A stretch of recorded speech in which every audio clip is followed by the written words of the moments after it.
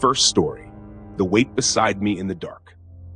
40 nights had passed since my husband Daniel was lowered into the ground behind Holyoke Cemetery. I remember the sound of the dirt hitting the coffin. Heavy, final. Since then, my house in Cedar Hollow felt less like a home and more like a hollow shell. But I stayed. I slept in our bed. I kept his side untouched. At first, I thought grief was playing tricks on me. Some mornings I'd wake to find the sheets on his side slightly creased, the pillow dipped as if something or someone had lain there. I told myself it was nothing. The cat. The wind through the window. I started making the bed every morning, tightly, precisely, just so I could prove to myself it stayed untouched. But every night, by morning, the sheets were rumpled again, sometimes colder than they should have been. Last night, it got worse. I woke up. Not to a sound, not to a nightmare. I just woke up. My eyes opened to the ceiling fan spinning lazily above. The room was silent, but there was a weight, undeniable, solid, beside me. My breath caught in my throat. I didn't dare move. I listened. Breathing. Not mine. Slow, shallow, steady. Just inches from my face. I turned my head just slightly toward Daniel's side of the bed. Something was there. I couldn't see it in the dark, but I felt presence. A heaviness. A scent. Familiar but wrong.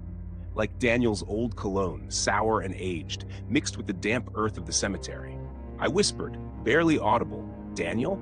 The breathing paused. Then, slowly, it exhaled, long and low, directly into my ear. I shot up from the bed and flicked on the lamp. No one was there. The sheets beside me were still indented. The pillow had the shape of a head, but nothing moved. Nothing answered. I didn't sleep for the rest of the night. Today, I didn't leave the house. I sat in the living room, staring at the bedroom door. I called my sister in Raleigh, told her I wasn't feeling well. I didn't mention the thing in the bed. Tonight, I left the light on. I curled up on my side, facing the wall, trying not to think about it. But now I feel it again. The mattress dips behind me. The blanket tugs ever so slightly. My breath clouds in the air. It's freezing suddenly. I don't want to turn around. I won't. But then it speaks, not in words. In breath. Wet, broken breath, forming a shape against the nape of my neck. "Move over," I scream. I leap from the bed and turn, the light flickering once before going out. In the dark, I see it. Not Daniel. Something using his shape, skin too pale, eyes too wide. Smiling, but not with love, with hunger. "I waited," it says, voice cracking like dry wood. "You left me there." I run from the house barefoot. I don't stop until I'm at the neighbor's porch. They don't believe me, of course. No one does. They think it's grief. But tonight I'm sleeping at their house. And still, when I pass by the bedroom window as they guide me in, I see the silhouette. Sitting upright in my bed, watching, waiting. Tomorrow I'll move. Burn the sheets. Leave Cedar Hollow. But tonight, as I lie in the guest bed, something shifts behind me. The blankets rise. The cold creeps in. I close my eyes and I hear it again, soft and patient. "Move over." Second story. The mood beyond and Raven Creek. I've lived in Raven Creek my whole life, a quiet little town buried in the woods of Oregon, where nothing ever happens and everyone knows your name. I moved back a few months ago after my divorce, hoping for peace. What I got was something else entirely. It started with a knock. 3 soft raps on the window at exactly 3:15 a.m. I live alone. The house is surrounded by forest. There's no walkway under that window.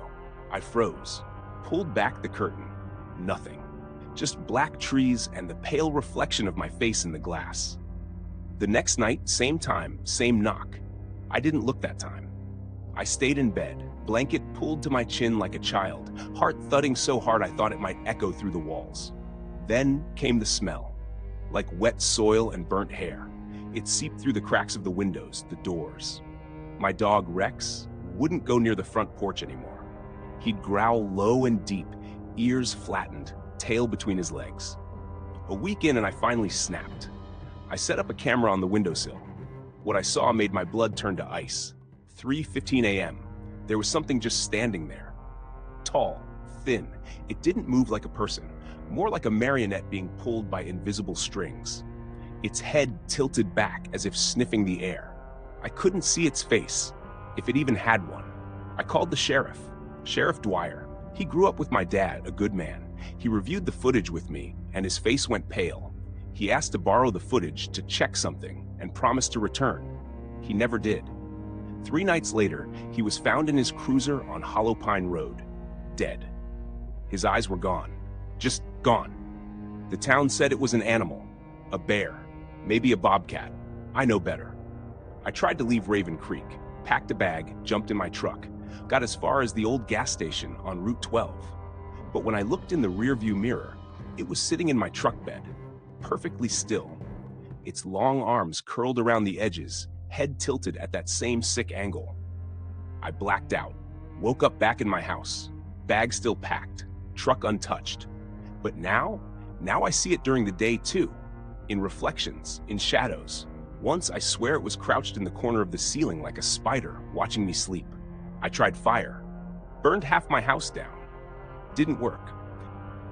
Dear viewers, before we start the next horror story, I want to say, if you wish, you can support this YouTube channel financially through the details on the screen or in the description below the video. Thank you for your attention. Third story, it lurks beyond the tree line. I've never liked the woods behind our house in Coldwater, Pennsylvania. Something about them always felt off, too quiet, too still. Even the birds didn't chirp past the tree line. When I was a kid, my dad told me never to go into those woods after dark. He'd say, nothing good lives in there after sunset.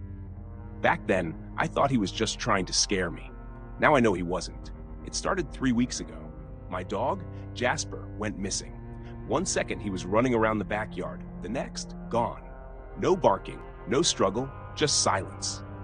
I spent the whole night calling for him, my flashlight barely cutting through the dense darkness beyond the fence. All I found was his collar, twisted around a branch just inside the woods. A few days later, I started hearing things. At first, it was just scratching against the back door. Then came the whispering, faint but insistent, my name over and over.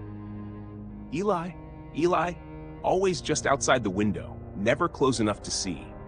I told myself it was stress, maybe even sleep deprivation, but deep down, I knew something was watching me.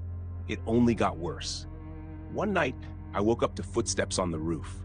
Slow, deliberate, like something was crawling. I didn't move, I just laid there, heart pounding until it stopped. 2 nights ago, I saw it. It was standing at the edge of the woods, just past the fence. Long arms, longer than they should be. Its head tilted sideways like it was studying me. Even from that distance, I could feel its eyes, sunken, black, endless. It didn't move, not even when I shined my flashlight at it. It just stood there, waiting. Last night, I made a mistake. I heard Jasper barking. Not a memory, not a hallucination. His bark, high-pitched, frantic, coming from the woods. I grabbed a jacket, a flashlight, and a kitchen knife, and I went in. The trees swallowed the light almost immediately. I kept calling for Jasper, but the only response was that same whisper, only louder now. Eli, come closer. Then I saw movement. Between the trees, something crawling on all fours, jerky, unnatural. I froze. My flashlight flickered, then died. Everything went black. Something touched my ankle. I ran. I didn't care where, just away. Branches tore at my face, roots caught my feet. Behind me, I could hear it moving, fast, crashing through the